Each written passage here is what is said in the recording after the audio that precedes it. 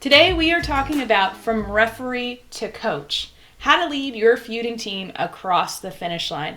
And ideally, we want to be able to transform the feud into a fantastical, amazing experience within your team. So we're going to be covering a lot today in 45 minutes. We've got this chat feature set up, so if you have any questions, feel free to use it. I've got Sydney with me, who's going to hopefully keep me on track and provide any information to you that you need, and we're going to get going. So we're going to start with a poll. I like polls. I am so curious, how much time do you think you spent in the last week dealing with conflict? Less than an hour, 2 to 5 hours, 6 to 10, feels like all day, every day. So this is the breakdown, and this is actually on average how much time people are spending in conflict. If you are a middle manager, if you're managing people, chances are you are dealing with conflict. If you are out in the world, you are dealing with conflict. So 2 to 5 hours. Now, that's a lot of time. That's a lot of distraction. And hopefully I'm going to give you some tactics and tools and some frameworks to think about things so that you're not dealing with so much conflict. Here's what we're covering today. First of all, my name is Lauren Lemunion. Sorry for not, I have to work on my manners. I am the founder and CEO of Spitfire Coach. I'm a PCC level coach, actually pursuing my master certified coach credential with the International Coaching Federation. I have over 2,600 hours coaching teams, individuals. So a lot of what we're covering today are things that I have seen and experienced within teams. It's research that I've looked into and themes that I've collected to hopefully give you more awareness so that you feel better equipped in handling yourself, your team, and outside. So we want to be able to see where we are. Where are we starting from? What are the impacts of the world of extreme stress? We're going to talk about VUCA. If you've never heard about VUCA, I'm going to blow your mind. And there's actually a new acronym that I'm going to mention, but we're not going to spend too much time on. And then we're going to talk about the roles, the pros, the cons of being a referee. I wore my stripes for you. I felt very on theme today. And the difference between being a referee and using coaching leadership. And then I promise to give you at least 3 moves, maybe more, to get your team back on track. Sound good? Let's talk about where we are. I'm very high energy right now, but let's be real. People in the workplace are not high energy. They are drained. They have been experiencing a VUCA environment. I'm going to talk about that in a little bit. They've been experiencing extreme stress, otherwise known as chronic stress. There has been sustained trauma from 2 years of a pandemic. There has been compounded grief from the pandemic, from the loss of life, from the loss of the life we thought we knew. And we are under a mental health crisis that no one is really talking about, that we all know exists. But this is what is impacting all of us on a day-to-day, whether we're aware of it or not. So let's just first take a pause. This is where we are. We are still not out of this pandemic. Even with mandates changing, we are still adjusting and trying to figure out what is actually happening. Where do we go next? And it feels like we're all holding our breath, or we're anticipating the next shoe to drop. And that is what creates stress. Let's talk about VUCA.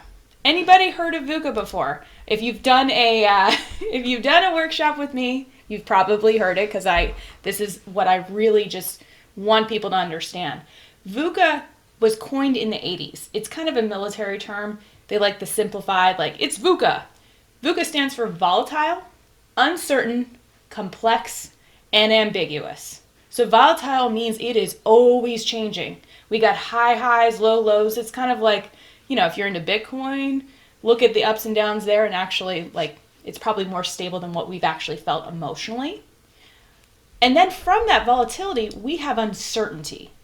So if we don't know what's coming next, we are uncertain of what's going to happen. And so our brains are looking to maintain homeostasis. Always. It's looking for patterns. It's looking for information so that it knows what it can plan out. If you've ever been uncertain, what's the first thing your brain does? It starts to map out all these different scenarios because it wants certainty so much. And we crave it. We crave it as human beings. We like to know, when am I getting my next meal? Where am I going to be warm? Where am I sleeping? If you know Maslow's hierarchy of needs, very much based on the bottom rung of primary needs. And a lot of people have a lot of uncertainty about that. A lot of people are living paycheck to paycheck, wondering what new expense is going to come in. What change is going to happen in my income? Is my relative going to be sick? If you're a caregiver, is my loved one going to be okay? Is my kid going to have school tomorrow? Am I going to have to stay home from work? These are things that you have probably experienced and your employees or your team members are absolutely experiencing. So we have to understand that with that volatility and that uncertainty, it creates a complexity. And if we don't know where even data points are or where connector points are, we don't know how to build strategies to get there. So we're thinking, I need to figure out my life in 6 months, a year, 6 years. I need to plan for college. I need to do all these things. But we can't even figure out the next 6 hours. We can't think beyond the next 6 hours. It's actually impossible to do that because we don't have enough information. And then from that, there's an ambiguity that comes from it. That's the clarity that we have. I can't tell you how many coaching sessions I have with people that say, I just need clarity around this. Well, what does that mean? Well, I need to know what's certain. I need to know where I stand. I need to know what my role is. I need to know what's expected of me. And in this constantly changing, volatile, uncertain, and complex environment, it is next to impossible to have clarity. And so you couple that external environmental issue or that environmental situation, and then you bring it into a workplace, which is already naturally VUCA, if you have any stress friction going on, then we're compounding the amount of stress. So imagine your environment at home is VUCA, your workplace is VUCA, and then as you look out into the world where you could have escaped, that's VUCA too. Imagine what's happening. I need to take a deep breath. Do you? Yeah. So that's the first step. We need to acknowledge where we are starting from, because by ignoring it, by imagining that we're somewhere else or people should just get over it, we are discounting their experience. We're discounting our own experience, and we're not allowing our employees and our team members to be human, to include them in. This is inclusion, guys. We have to understand that everyone is experiencing things in their own way, and we have to create the space for them to do that. And we have to create the space for ourselves to do that. Where are we processing all of this change? Now, I use this example with these lines because I worked with a group, and they were really awesome because they were so in touch with empathy and connectedness with each other, but they felt like everything was uncertain. And the reality was they were doing so many things that actually were bringing them certainty in their routine. They were connected with each other. They trusted one another. And a lot of times when we feel like we are hyper stressed, and we're going to talk about extreme stress in a little bit, we forget what our options and opportunities are. So we think everything's impossible. We think everything is going to crap in a handbasket. I didn't curse. I'm very proud of myself. But we lose sight of what we actually have in front of us, what we can actually do. And I think this is the reminder of when things feel volatile, what feels constant? When things feel uncertain, what are we certain about ourselves, certain about our team, certain about our colleagues? And how do we harness that to move forward? So let's talk about extreme stress. Extreme stress is also known as chronic stress. And these are some examples of things that will trigger extreme stress. Death of a loved one. Guess what happened in the last 2 years? A lot of death. Divorce. A lot of relationships were stretched to the brink. Loss of a job. Increase in financial obligations. If we're taking care of more people, if our loved one lost their job, if we are the breadwinner, we feel immense pressure. Getting married, moving to a new home, chronic illness or injury, emotional problems. These are emotional situations. Like mental health has such a stigma still to this day, and we need to be able to create space for our employees to talk about it. If they are experiencing depression, anxiety, anger, grief, guilt, low self-esteem, what systems do we have in place within our workplace to take care of them? Do we have mental health options? Do we have opportunities for them to talk to a third party, to talk to a licensed professional? A lot of companies don't, and I will tell you the difference in your hiring, retention, and recruitment when you start focusing on the well-being of employees will exponentially set you apart. This is one of my clients. Coaching is their number one job benefit as rated by their employees. And why do you think that is? Because they have space to talk about the things that weren't okay to talk about in other places. They get to show up as themselves. But imagine having all of these factors of extreme stress. We've all been touched by this in some capacity, and we have to acknowledge, you know what? We're all dealing with this. So what are we going to do? How are we going to take care of each other? So let's talk about the stats here. Because if you think, oh, we're just a little stressed out, you just got to take a vacation. Just take some time off. Everything will be better when you get back. The reality is, what you leave the office with is what you come back to the office with, unless you have a system to process it, unless you are having a daily practice in order to deal with it. So stressed employees, so extreme stress, have a 60% higher absenteeism, meaning they're missing work. And they are significantly less effective at work. These are probably people who, when they're not stressed, are high achievers. They're probably amazing influencers in a positive way with other people, but under stress, they are triggering stress reactions in other people. It's a very addictive energy. So we have to be conscious about when we notice it, we have to say something. We have to be able to create that space for people to be able to process. Presenteeism, if you're not familiar with this term, this is when people are coming to work stressed, but they're underperforming. They're disengaged. So they're showing signs of a drop of productivity in 77%. That is huge. So imagine they're coming to work, and 3/4 of the time they're distracted. I mean, how can you be focused if you've got the weight of the world on your shoulders? If you're exhausted from staying up with a loved one, if you've got conflict in your household, this is affecting people. So they're either not coming to work, or when they are coming to work, they might be distracted or distracting other people. That's the thing about stress. It is self-protection. So what it does is it creates this wall. So this is where we have gossip, where we have teasing, sarcasm, where we might be unkind to other people.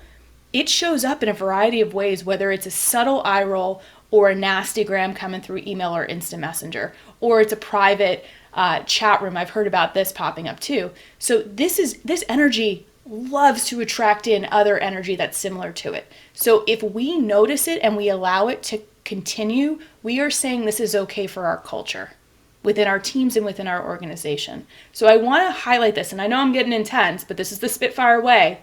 Once you know, you can't unknow. And if you are not actively working to shift the narrative, to shift the culture, you are an inactive participant, but you are still participating. You are still allowing it to happen. So what does this mean, dollars and cents? Mental Health America suggests that stress costs U.S. employers $500 billion in lost productivity, and $200 billion of that is from lost work. Also imagine 40% of turnover is related to stress. People will leave jobs if they're stressed out. They will go where they're less stressed. If there's any infighting happening, they will probably go, or they'll become completely dejected. And the cost to replace people is 50% for an entry level, 150% of their salary for mid-level, and almost 250% of salary for a senior C-suite level person. The cost is real. Now, I promise that this is not all doom and gloom. I wanted to set the stage for you because this is real talk. I'm not here to tiptoe. I'm not here to blow smoke. This stuff is real. It is already happening. The Great Resignation, whatever you want to call it, I'm more concerned about the people who are staying, this presenteeism, people who are impacting your teams, who are leaking the energy around that you see that you don't think is a big deal, that you think it'll just resolve itself. And that's the difference in what we're going to talk about. Stress is charged energy, and energy needs a place. And if you don't give it a place, where do you think it's going within your team members? Where do you think it's going? It's not going to the happy recycling bin where it's turning into amazing positive energy. It is going everywhere where there's an opening. So we need to be very conscious about where is the space we can give this energy to go so that people can process. Okay, I want to talk about this for a little bit. What we're talking about, conflict, frustration, anger, criticism, gossiping, disengagement, sarcasm, these are the things that you probably are seeing when there is high conflict in your teams, when there's feuding. All of this started as friction. Friction. There was a misaligned value or expectations between them and another person, them and the team. Somewhere along the lines, somewhere along the way, there was friction that went unnoticed or unaddressed. And it grew into a larger scale and deeply rooted resentment. And resentments can show up in 3 ways, and we're actually going to do a webinar on this on the 23rd of March. Sydney's going to put the link in the chat.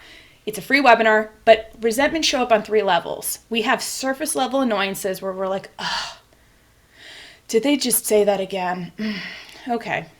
Then we have mid-level frustrations where we might get affected for an hour or two of like, I can't believe they did that again. Like, why do they always do that? And why do I have to work with them? And oh, so frustrating. And then we have the deep-seated rage where we literally get knocked off our days, our weeks, boiling up at the sight of someone's name. And we all have resentments. We have hundreds of resentments. I've been doing this process for like the last 4 years, and I'm still pulling up my own resentments and processing them. We all have them, but nobody really knows what to do with them or even had a name for it. So this is where we can start to think about what we can do once we notice that there's conflict. How do we pull it back to the point of friction and find resolution? You see, the problem is all of these things on the left side get personalized. They get interpreted and translated into the story. And in story are assumptions. And assumptions go on, and we all know about assumptions. Everybody's got one. But if we don't address the facts, if we don't create space, we can't be objective. And then we get pulled in to being a referee when really we want to be a coach. We want to be able to guide. We don't want to be blowing our whistle all the time. So, which role are you playing? And I'm going to put another poll up because you know I like them. So, response to conflict. How do you typically respond to conflict from colleagues when you notice it? Do you let them vent and hope it goes away? Do you listen to them and offer suggestions? Do you try to fix their problems? Do you bring the parties together to bridge the gaps? Do you defer to HR or someone else, or do you avoid it at all costs?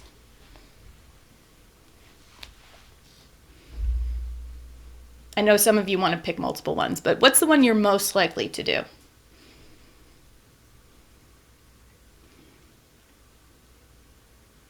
Okay, so we got a fair amount saying listen to them and offer suggestions, bring them together. Nobody's avoiding it. Interesting. Are we being honest? All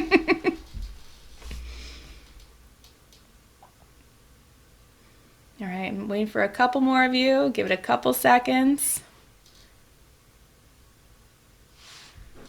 All right, I'm going to end the poll. All right, here we go. So it's a split between listen to them and offer suggestions and bring the parties together to bridge the gaps. Okay, so I have a feeling a lot of you are very conscious because I know that some of my clients are listening, and bravo to you. I'm going to assume that you have never experienced coaching and have no idea. And so a lot of people will actually say, well, I got to fix it for them. Or I have to let them vent because that's what they need. And the reality is we may be doing more harm in doing that. We may be setting them up to continue that pattern of venting. So I want to talk about the referee, and we're talking about football. We have some international, some global viewers. So football or soccer is the ref here. So this is one of the linemen with the flags. And the role and the goal of the referee is to make sure that rules are followed, that people are safe. And they function by looking for issues. So they're constantly scanning the field. Are you offsides? Are you fouling? Are you, out of position? So they're constantly looking for problems. They stop action and they stop the play. So they're stopping the workflow when they notice something. They interrupt and they correct. They maintain structure and boundaries. If it goes out of bounds, who kicked it out? So they're constantly looking for the right and wrong. This person is in the right spot, this person is in the wrong spot, this is the decision. So very quick pace. They also chase up and down the field. They're constantly in reactive mode. Now the pros of a ref is they have authority.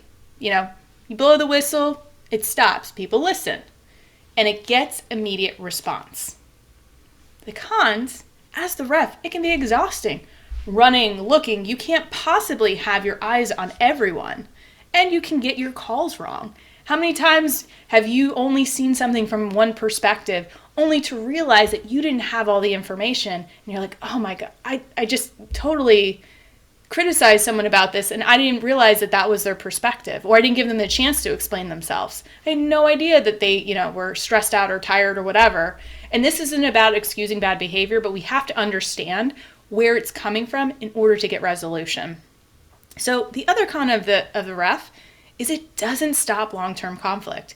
It is a short burst of, stop fouling, stop talking, excuse me, stop disrespecting one another, stop doing this. It's a very much stop doing this, stop doing this, stop doing this. But what it's not doing is saying, here's what we need to start doing. Here's what we want to create. Here's where we're moving towards. It's very reactive of, I don't like this, correct it. It's kind of like the enforcer. So what can happen is you may have the best intentions as the ref, blow the whistle, get involved, but what happens when the two sides don't like the call you made? Or don't like that you picked one side and not theirs? You're going to get in the middle and you inadvertently become the target.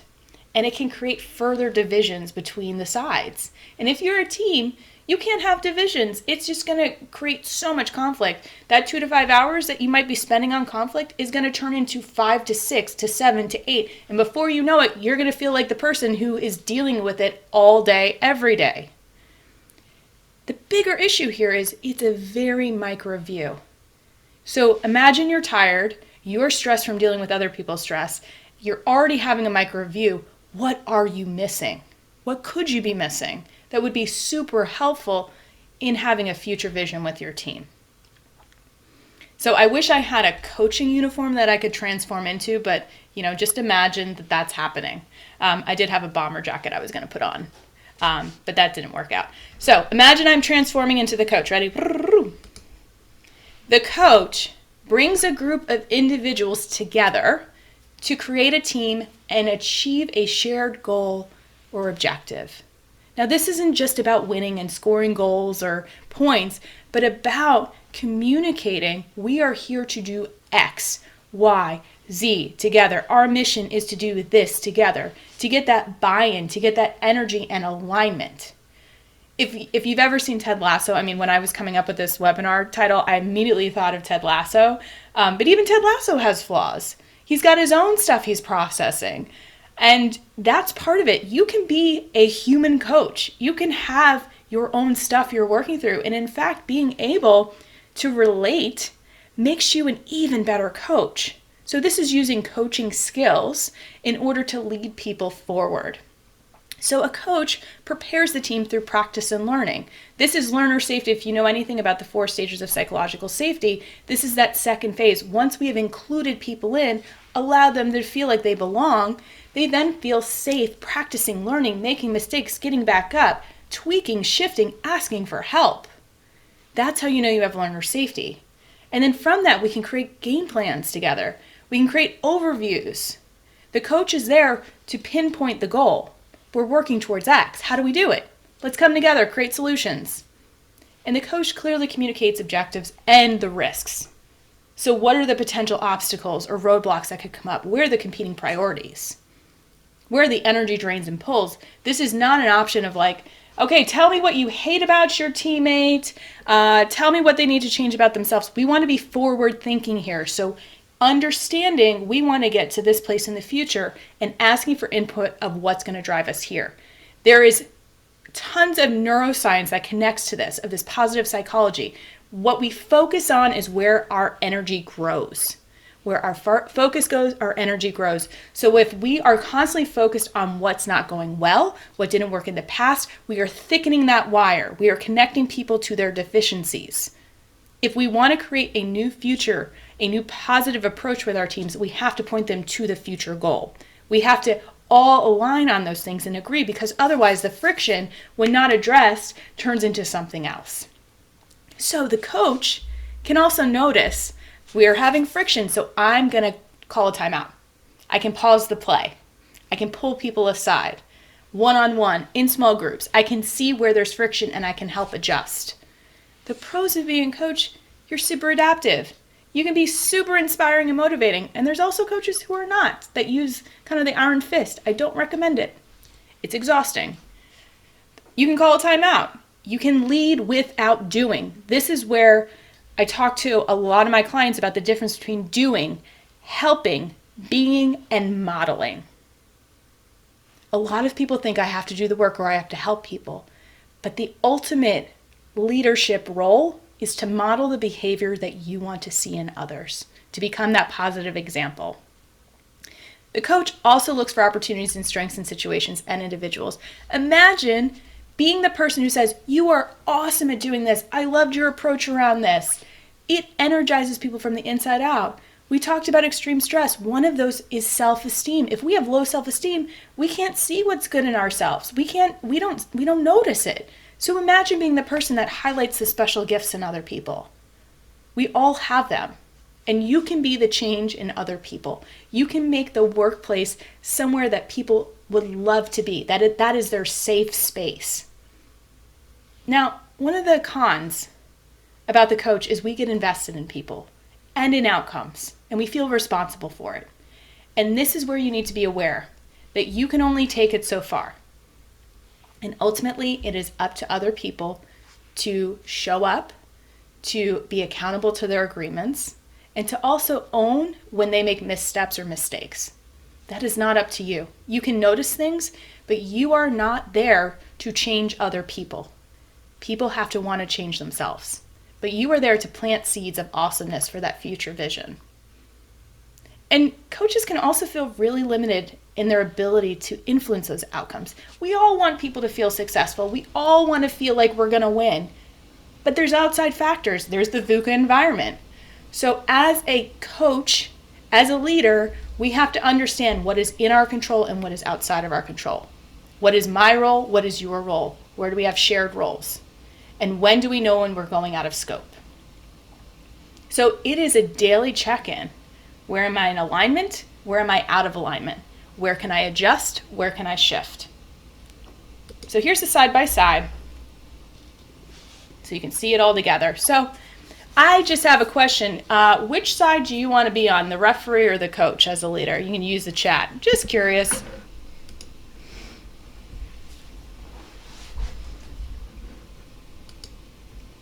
Coach, with an exclamation point.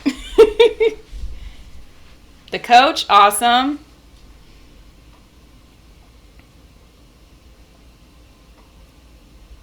I want to be the coach. Definitely the coach. Fantastic, Kate. That's awesome. Yeah, so you will have more energy. You will be more successful in achieving your deadlines. You will feel so inspired and inspiring as the coach. And I'm going to give you 3 quick wins in order to support being the coach. But this is all part of really being able to have a Spitfire culture. I've been spending a lot of time on my frameworks and understanding it, and the first step is to build trust and psychological safety. And I will tell you, most people are skipping this. They're going into this, we have to create, we have to be innovative, we have to challenge one another, we got to be better, things should just work. Well, no, there's work that goes into doing that work. We have to create the safe spaces. We have to create trust within one another. We have to have that psychological safety. First and foremost, inclusion safety. Before we can activate leadership skills, before we can have innovation in our mindset, we have to create space first. So here are the quick wins.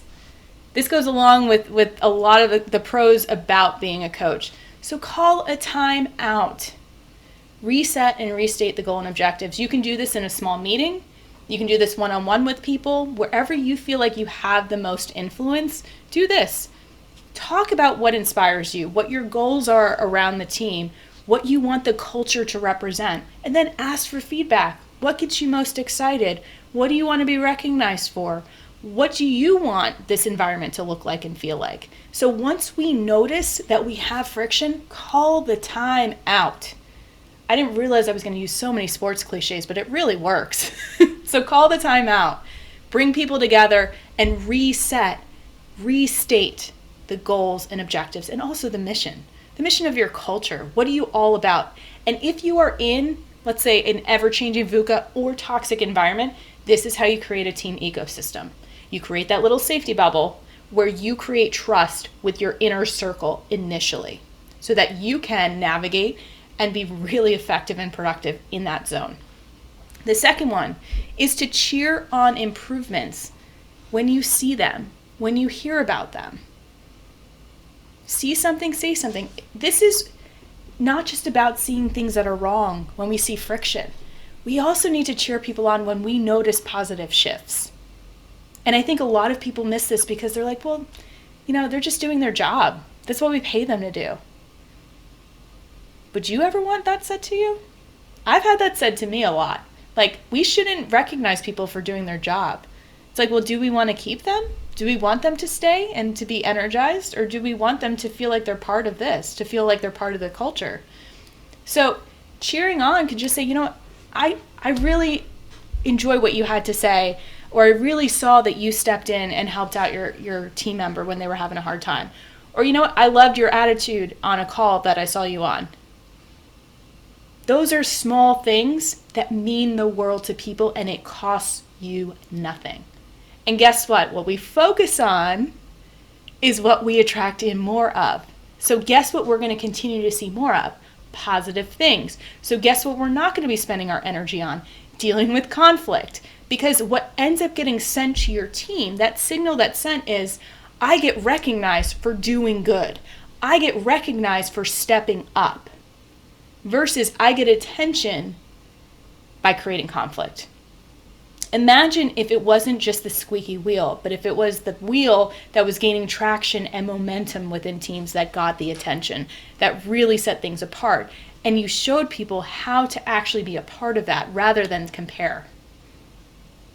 If you show people a pathway forward, it starts to click. If they create their own pathway forward, they are that much more energized and motivated to move things forward. So we're going to call a timeout. We're going to reset and restate. We're going to cheer on improvements no matter how small. And we're going to create space for team members to safely practice and improve. Now, what does that mean?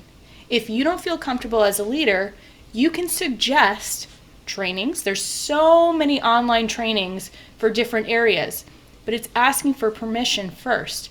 So I noticed that we talked about you wanting to be, a better manager or move into a management position. Tell me what areas you feel like I can support you with. What do you think it takes to be a better manager? What, on a scale of 1 to 10, where do you think you are now? Where do you want to be? You can actually create a development plan with them. So that's for more of training of soft skills or more technical skills, but also create space for them to come and talk to you about things that maybe they don't want to talk about in a more public venue. Like if there is something going on with them at home, what's the process? Is HR there? Do you have a coaching program? Do you have a mentorship option? Is there, a therapy line that people can move into? Are you providing that? We are dealing with more compounded stress than we ever had. I have had more intense conversations in what used to be very fun, light-hearted dynamics. This is where we are right now. And if we are not creating this space for people, they are holding it inside and it is festering. And we have an amazing opportunity to be leaders and game changers in taking care of people. And those are the people that will invest back in you tenfold, that will brag about you to their previous coworkers, and maybe they'll come work for you. They're going to be telling their friends and family. They're going to be bragging about you. This is where we can really shape the way that we treat employees and change the way that we recruit and retain talent. But we have to start with these small changes by noticing, by celebrating, and by creating space for people to learn and grow and communicate and to really expand understanding. So, if you want to create a Spitfire culture in your organization, if this sounds exciting to you, because this is a very quick fire webinar, and I left some time for questions, so we can absolutely dive into that too. Feel free to schedule a complimentary discovery call, 15 minutes. Sydney's going to drop the link in the chat. If you're interested, it's also on the website. Feel free to do it. I'm happy to chat. We have an assessment that we look at as far as where you're showing up, where we might need to focus some energy and attention. And we can talk about all this stuff. We have tons of resources on the website as well. And we also have 5 coaches that have joined on, and we're super excited because we have a Spitfire squad, and it's awesome. And also, I mentioned resentments.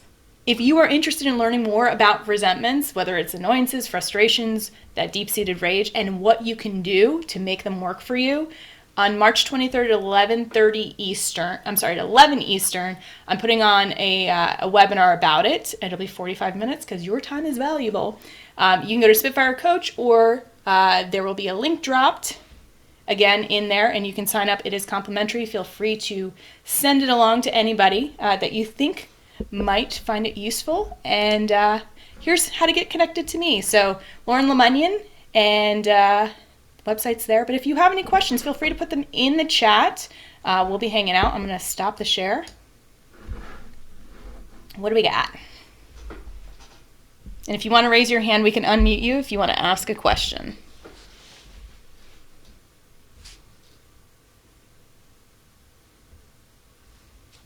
Let's see. Can you share the 3 phases of the Spitfire culture? Share. Absolutely. Let's do that. Here we go. All right, here you go, Bob. Yeah, so these are the 3 phases, and there's different areas of focus that we do. We have different offerings that are in all of these, but the trust and safety focuses on building tighter bonds. So we do a lot of facilitation here. We go through the 4 stages of psychological safety, and there's a team assessment, so we can look at behaviors that need shifting and adjusting in order to create more safety, so we can see where your organization is showing up on those 4 different levels. And then we create a 30-day action plan for people who are interested there. And we also do a lot of resentment release in that space. Any other questions? Do you have any specific question around that, Bob?